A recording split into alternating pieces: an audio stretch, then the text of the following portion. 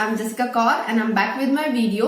आज हम जिस टॉपिक के बारे में बात करने वाले हैं वो है कि अगर आपके बच्चे स्टडीज में वीक हैं तो कैसे उनको इम्प्रूव करें, कैसे उनको हैंडल करें और कैसे उनकी हैबिट को चेंज करें। So let's start. First thing is कि हमें रिकॉग्नाइज करना पड़ेगा कि हमारे बच्चे किस चीज में वीक हैं। There are 4 types of skills. 4 types के स्किल्स होते हैं हमारे पास। L for listening, S for speaking, R for reading and W for writing.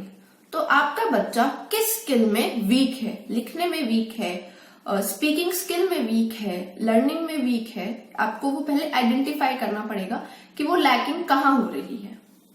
Second thing is, जब आप पहचान जाते हैं फॉर एग्जाम्पल कि आपका बच्चा लर्निंग में वीक है, दैट्स वाई वो अच्छे मार्क्स नहीं ले पा रहा, तो आपको क्या करना है, होमवर्क से अलग, यानी बच्चा स्कूल जाता है, ट्यूशन जाता है, व्हाटएवर, जो भी होमवर्क से अलग उसके लिए 45 मिनट्स निकालने हैं, नॉट मोर देन 45 मिनट्स, क्योंकि एक बच्चे का कंसंट्रेशन लेवल 45 मिनट्स से ज्यादा नहीं रह सकता। आप उसको 1 घंटा 1.5 घंटा बिठाएंगे तो सिर्फ एक उसके लिए बर्डन हो जाएगा कि स्कूल की स्टडीज के बाद भी उसको सिर्फ 1.5 घंटा बैठना पड़ रहा है, तो वो माइंड कहीं और प्रेजेंट होगा और वो आपके सामने सिर्फ एब्सेंस वे में बैठा रहेगा।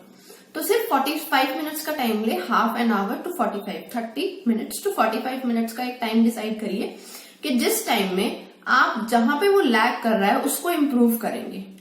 जैसे कि फॉर एग्जाम्पल राइटिंग की बात करें या लर्निंग की बात करें, अगर आपका बच्चा राइटिंग में वीक है, लिखना उसका स्लो है या फिर राइटिंग अच्छी नहीं है, तो उस टाइम पे 45 मिनट्स में आपको कुछ ऐसी एक्टिविटी उसे करानी है, not a way of burden कि उसको एक कॉपी दे दी, पेंसिल दे दी और चलो अब इसमें से बुक में से देख के राइटिंग करो। नहीं, उसको धीरे धीरे लेटर्स की शेप बनाना सिखाइए। अगर वो राइटिंग से ही कर लेता तो उसके ऊपर जितना सारा रिटन वर्क का बर्डन है तो उसी से उसकी राइटिंग इंप्रूव हो जाती, बट उसके शेप को इम्प्रूव करना है तो धीरे धीरे आप उसको 30 टू 45 मिनट्स आप अपने पूरे दीजिए उन्हें। ये आप बीच में काम करने जा रहे हैं, किसी से बात करने लग गए, कुछ और काम करने लग गए, तो आपका फोकस जैसे ही हटेगा उससे जल्दी बच्चे का फोकस हटेगा।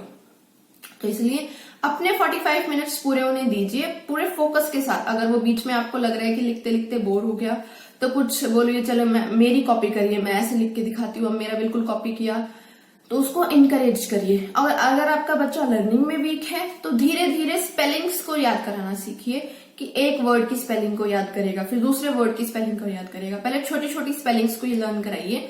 एकदम से उसकी क्लास के जैसे जो बुक्स हैं उसमें बड़ी बड़ी स्पेलिंग्स हैं, उसका बर्डन मत डालिए। पहले छोटी स्पेलिंग से स्टार्ट कीजिए, फिर उसको बताइए कि जैसे साउंड आ रही है मुंह पे, जैसे CAT कैट, तो C से CAT, तो ये जो साउंड आ रही है उसके अकॉर्डिंगली उसको स्पेलिंग बनाने सिखाइए धीरे धीरे, ताकि अगर गलत स्पेलिंग 4 बार बनाएगा तो 5वीं बार सही ना सही स्पेलिंग्स बनाएगा वो। सो नेक्स्ट थिंग इज, आपने आइडेंटिफाई कर लिया कि आपका बच्चा कहाँ लैग कर रहा है। सेकंड थिंग, आपने 45 मिनट्स या 30 मिनट्स उस बच्चे के लिए निकाल लिए कि आप इम्प्रूव करेंगे। थर्ड थिंग इज कि लर्निंग एनवायरनमेंट देना जरूरी है। जैसे मैंने आपको बोला कि बीच में कोई भी बच्चे के लिए डिस्ट्रैक्शन नहीं होना चाहिए कि किसी रूम में टीवी ऑन हो गया या फिर कोई आ गया बीच में, या आपको कॉल आ गया तो आप उस कॉल में लग गए, आप खाना बना रहे हैं।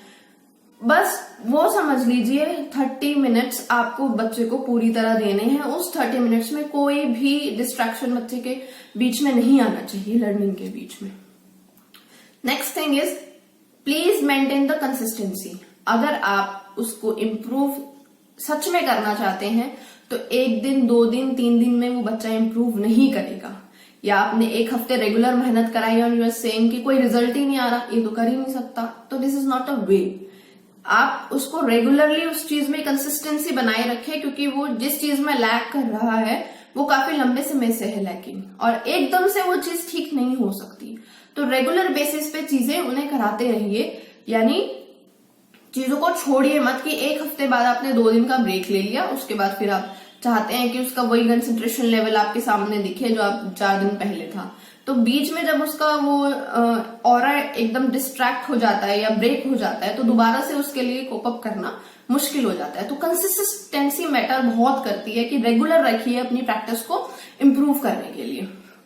नेक्स्ट थिंग कि connect it with daily life, कि बच्चे को जो आप सिखा रहे हैं उसको कनेक्ट करिए डेली लाइफ से। जैसे हमने एग्जांपल लिया हुआ है लर्निंग का, आप बच्चे को याद कराने की प्रैक्टिस में इंप्रूव कराना चाहते हैं तो इसको सिर्फ बुक्स तक सीमित मत रखिए। मान लीजिए आप अपने बच्चे को मार्केट लेके जा रहे हैं, तो मार्केट में जाएंगे, बहुत सारे बोर्ड्स लगे रहते हैं, बहुत सारे पैम्पलेट, बहुत सारी चीजें ऐसी होती हैं जिसपे कुछ ना कुछ हमेशा मेंशन होता है, लिखा हुआ होता है। तो बच्चे को पढ़ने के लिए बोलिए कि इस बोर्ड पे चलिए, कौन सी स्पेलिंग लिखी है मुझे रीड करके दिखाओ, क्या आप रीड कर सकते हो? अच्छा, ये वाली स्पेलिंग अगर हम घर तक पहुंचेंगे आप लर्न कर लोगे, मम्मा भी लर्न करेंगे, आप भी लर्न करते हैं, देखते हैं दोनों में से कौन लर्न करता है पहले।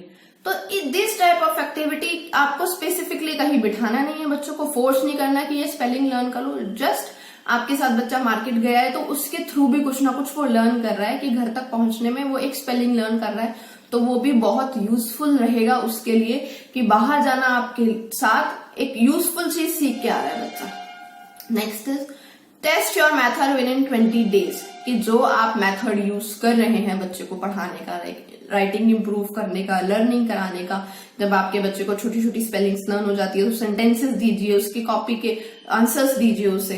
तो क्या आप जो मेथड यूज कर रहे हैं वो सही तरह से बच्चे के ऊपर लागू हो रहा है कि नहीं? क्या आपको अपना मेथड चेंज कर लेना चाहिए? क्या आपको और इम्प्रूव करना चाहिए या आप सही जा रहे हैं? ये चीजें आपको हर 20 डेज में चेकआउट करनी है कि क्या आप जो बच्चा फर्स्ट डे था और 20th डे भी वही सेम है या इम्प्रूव हुआ है। अगर वही सेम है तो आप अपना मेथड चेंज करिए। ये हार मत मान जाइए कि नहीं होगा, ये नहीं कर सकता, एज के साथ साथ हो जाएगा, नहीं। आप अपना मेथड चेंज करिए, किसी और मेथड से ट्राई ऑन कीजिए। हो सकता है कि वो राइटिंग करते करते बोर हो गया तो उसको मैगजीन्स में से कॉपी करने के लिए दीजिए, न्यूज़पेपर में से कॉपी करने के लिए दीजिए, तो कुछ उसके लिए इनोवेशन हो जाएगा। नेक्स्ट थिंग इज कि mobile and YouTube and Google ये हमारा मेन सोर्स है, जो बच्चे बहुत ज्यादा आजकल एडिक्टेड भी हो चुके हैं। तो जिस टाइम आप मोबाइल उन्हें देते हैं तो एक डील रख लीजिए कि अगर आपको मोबाइल यूज करना है तो उसमें पोएम्स देखनी है, ये चीज देखनी है, इसके बारे में, क्योंकि हर एक टॉपिक के बारे में आजकल यूट्यूब इतना इनरिच हो चुका है कि कुछ ना कुछ बच्चों के लिए हर टॉपिक पे वीडियो है। तो अगर मान लीजिए आपने हाफ एन आवर उसको फोन दिया और 15 मिनट उसने अपनी कुछ यूजफुल वीडियोस देखी और 15 मिनट गेम खेला, तो मतलब वो एक यूजफुलनेस हो जाएगा आपने जो गैजेट उसको दिया।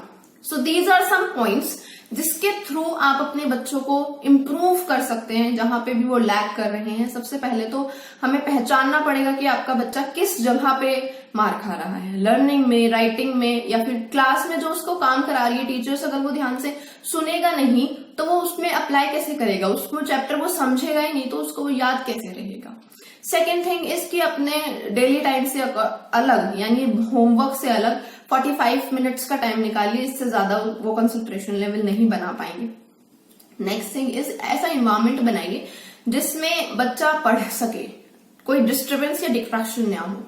नेक्स्ट थिंग इज उसको सिर्फ बुक्स तक सीमित ना रखे, उसकी स्टडीज को या फिर उसकी लर्निंग को, या जो भी इम्प्रोवाइजेशन आप कर रहे हैं उसमें उसको बाहर की दुनिया तक लेके जाइए, यानी डेली लाइफ से जोड़िए। लाइक फॉर एग्जाम्पल एक और मैं देती हूँ, लाइक उन्होंने बोला कि मुझे चॉकलेट खानी है, तो उनसे पूछिए कि चॉकलेट की स्पेलिंग क्या होती है, चिप्स की स्पेलिंग क्या होती है।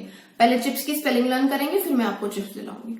तो एक मोटिवेशन भी होगा और साथ के साथ क्या होगा कि डेली यूज से वो कुछ स्पेलिंग भी लर्न कर पाएंगे, लर्निंग भी इम्प्रूव होगी। नेक्स्ट थिंग इज कि यूट्यूब वगैरह फोन का बहुत ज्यादा बच्चे अगर यूज कर रहे हैं तो उसमें भी कुछ ऐसा सिखाइए उन्हें, कुछ ऐसा दीजिए देखने के लिए जिसमें उनका जो लैकिंग है वो इम्प्रूव हो। So these are some points जिसको आप यूज करें तो आपके जो बच्चे हैं जहां पे मार खा रहे हैं वो इम्प्रूव करेंगे। और जरूर जो उनके मेन टेस्ट पेपर्स आएंगे या एग्जामिनेशन आएंगे तब तक अगर आप रेगुलर ये प्रैक्टिस कराएंगे उन्हें तो डेफिनेटली चेंज आपको दिखेगा।